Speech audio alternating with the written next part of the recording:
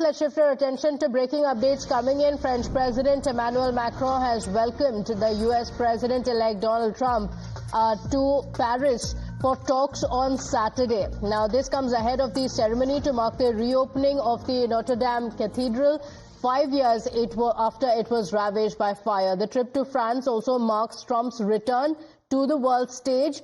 Still a private citizen, but already preparing to tackle a host of international crises. The two men enjoyed a firm handshake and patted each other warmly on the back as they met.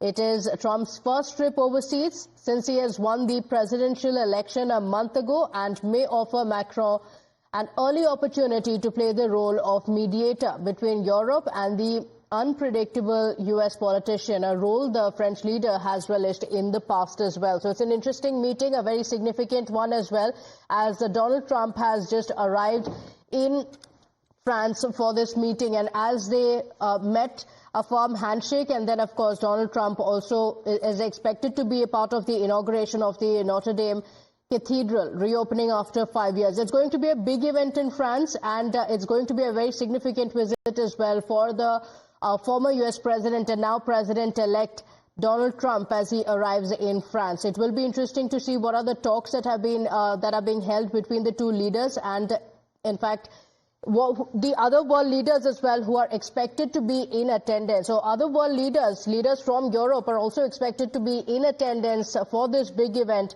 and Donald Trump is expected to be there. So he has also met Zelenskyy, and this is a very significant meeting because remember, during the elections as well, Donald Trump has made his stand very clear on the Russia-Ukraine war, and with the change from Joe Biden to Donald Trump, there's going to be a big change in terms of the U.S. policy as well as far as Ukraine is concerned. So this meeting is very significant, and this is the first face-to-face meeting as well after Donald Trump's victory. He has not officially taken over as the President of the United States, but he is the President-elect. So this meeting becomes very significant.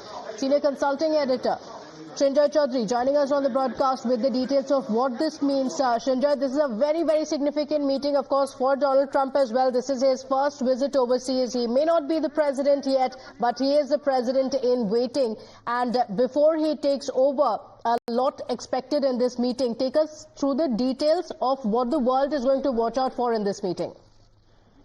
Well, first of all, Donald Trump has said that if he were president, the war would not have happened. Now we don't know whether this is just bluster or the absolute truth, because this can never be found out. But it has to be said that today there was a meeting with Trump, with Zelenskyy, with Macron, and the effort to find a peace in Russia-Ukraine has begun.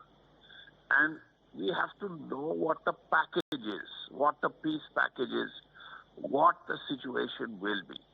Because even yesterday, the Russian Foreign Minister Lavrov was asked here in Doha what it would mean.